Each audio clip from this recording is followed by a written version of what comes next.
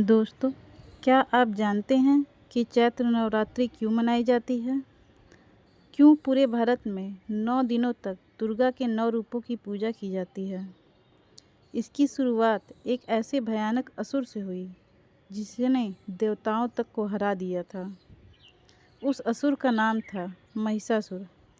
उसके अत्याचार से पूरा स्वर्ग लोक कांप उठा था और देवताओं के राजा इंद्र को भी अपना सिंहासन छोड़ना पड़ा था। लेकिन तभी ब्रह्मांड में एक ऐसी शक्ति प्रकट हुई जिसने इस अत्याचारी असुर का अंत कर दिया। वह शक्ति थी माँ दुर्गा। आखिर कैसे हुआ महिषासुर का अंत और क्यों मनाई जाती है चैत्र नवरात्रि? आइए सुनते हैं यह अद्भुत और पौराणिक कथा। बहुत प्राचीन समय की बात है, जब पृथ्वी पर अधर्म और अत्याचार बहुत बढ़ गया था। उस समय एक बहुत ही शक्तिशाली असुर था जिसका नाम था महिषासुर। महिषासुर ने कठोर तपस्या करके ब्रह्मा को प्रसन्न कर लिया। जब ब्रह्मा जी उसके सामने प्रकट हुए तो उन्होंने कहा, वरण करो, तुम्हें क्या चाहिए?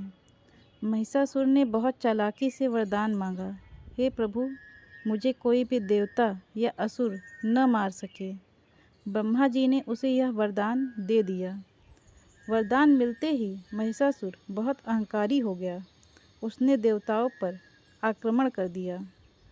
स्वर्गलोक पर भी उसने कब्जा कर लिया। देवताओं के राजा इंद्र को भी स्वर्ग छोड़ना पड़ा। चारों ओर हाहाकार मच गया। देवता भयभीत होकर विष्णु और शिव के पास पहुँचे। माँ दुर्गा तब प्रकट हुईं। जब देवताओं ने अपनी पीड़ा सुनाई तो भगवान विष्णु और शिव बहुत क्रोधित हुए। उनके क्रोध से एक दिव्य तेज निकला। उसी तेज से एक अद्भुत देवी प्रकट हुई, माँ दुर्गा। सभी देवताओं ने उन्हें अपने अपने अस्त्र दिए।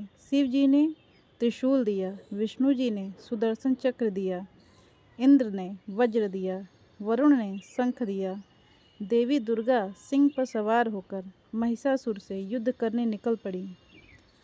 महिषासुर और माँ दुर्गा के बीच 9 दिनों तक भयंकर युद्ध हुआ। हर दिन देवी का एक नया रूप प्रकट हुआ। इन 9 दिनों में देवी के 9 रूपों की पूजा की जाती है। शैलपुत्री, ब्रह्मचारिणी, चंद्रघंटा, कूष्मांडा, स्कंदमाता, कात्यायनी, कालरात्रि, महागौरी, सिद्धरात्रि। 10वें दिन युद्ध अपने चरम पर पहुंच गया। महिषासुर कभी भैंसे का रूप लेता, कभी हाथी का, तो कभी शेर का।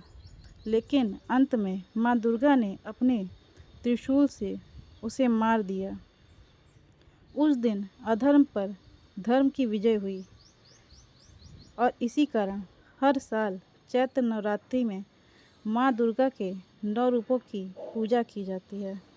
दोस्तों, अगर आपको यह कथा पसंद आई है तो प्लीज़ हमारे चैनल को सब्सक्राइब करें, लाइक करें एंड कमेंट करें और कमेंट बॉक्स में जय माता दी ज़रूर लिखें।